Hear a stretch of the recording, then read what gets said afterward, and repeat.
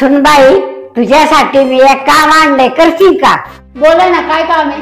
आपल्या घराच्या मागून फोन आहे ना, त्याच्या वायरी वले पडकेने फुटायच्या.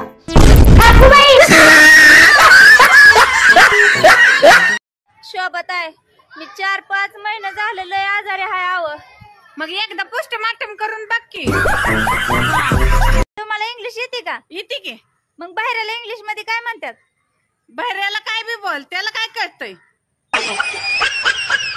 मांजर आणि नवरा कुठेही सोडला तरी ते संध्याकाळी परत येणारच. तसेच बोका आणि बायकोचा किती लाड केला तर शेवटी गुरगुर करणारच.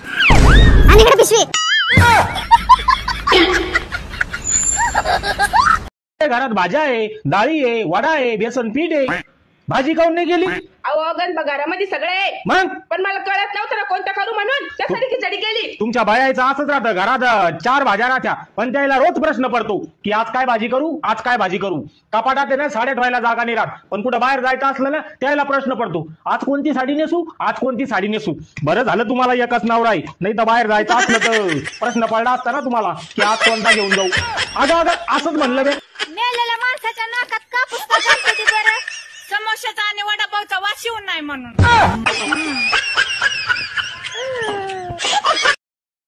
पैशाचा घमंड आम्हाला नका सांगू.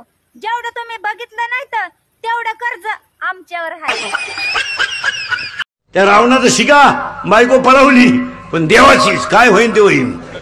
आणि हे शेंबड्या पोरीला म्हणतं तुम्हारी बिनामय जी नाही सकता. येणं शेंबड नाही तर.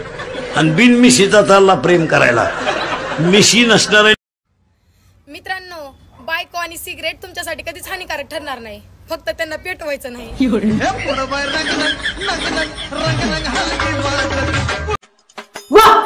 काय बा करते ते थोबाड बघूनच मी अगोदर घाबरतोय.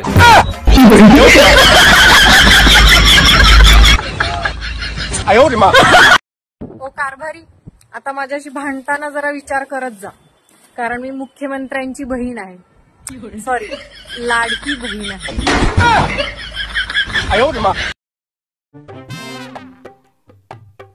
सासूबाई, एक म्हणा, एक